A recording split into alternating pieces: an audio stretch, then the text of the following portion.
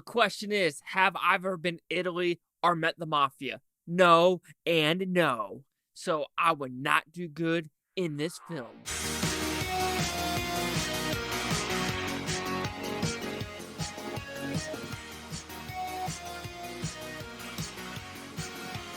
Chase Lee Hockey here with the Blue Futon reviewing Equalizer 3. What's about pretty simple premise. Denzel Washington is now in Italy and he realizes, you know what? Maybe this is where I belong. Maybe this is where I'm supposed to live.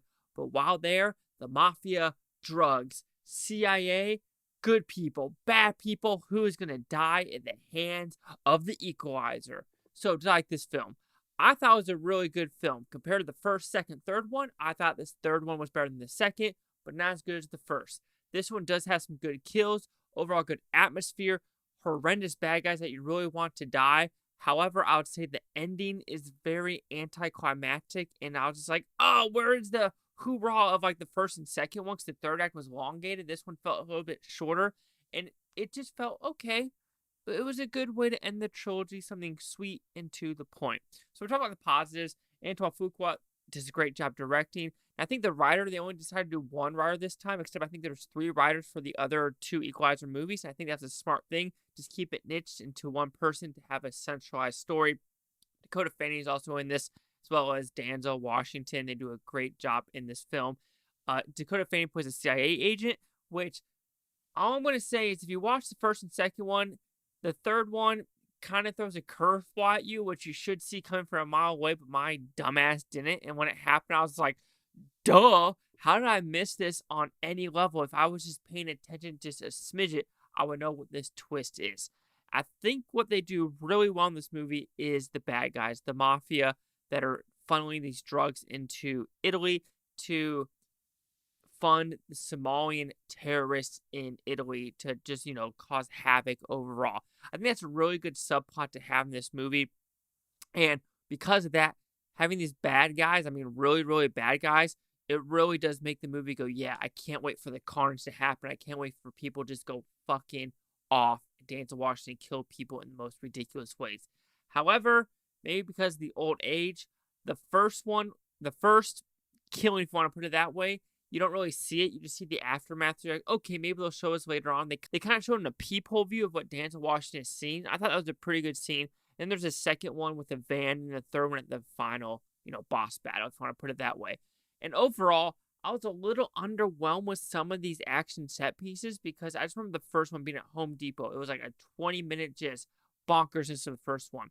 The second one, it was pretty good being in a hurricane. Like, oh, this is something a little bit different.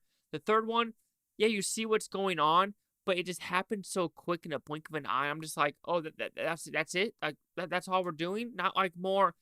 I know it's not no John Wick, and I know it's not no, badassery of like, I'm going to kill 200 something people.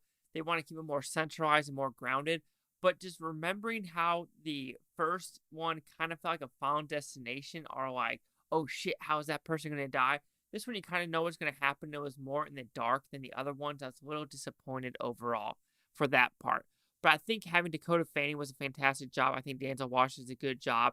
And I think overall, Equalizer 3 does what it's supposed to do. It puts Denzel Washington back in the role. It makes you know that he's a badass. And it makes you want him to kill people. And that's 3 check marks for this movie. But like I said, the third act was a little bit anticlimactic. But it does close the trilogy off in a nice way. So the Equalizer 3 will receive a 3.5 out of 5 Blue Futons, which equals at 70%. Let's see the critics' news scores gave this one. So the critics say 75%. I think that's the best overall. With 50 of them, audience score 86, fewer than 50. Here's the critic consensus. Another entertaining outing from Antoine Fuqua and Denzel Washington. The Equalizer 3 mostly makes up in its formulaic story with generous helpings of cathartic action. I have to agree. Like I said, something about the very, very end, I was just like, give me more, give me more.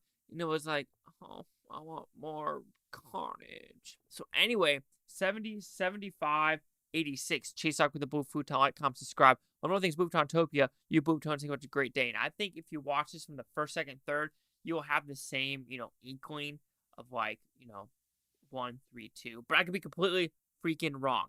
I don't care if you watch this today, tomorrow, week from now, a month from now, a year from now. I love every single freaking line review. Tell me your order of the Equalizers. I'm very, very curious.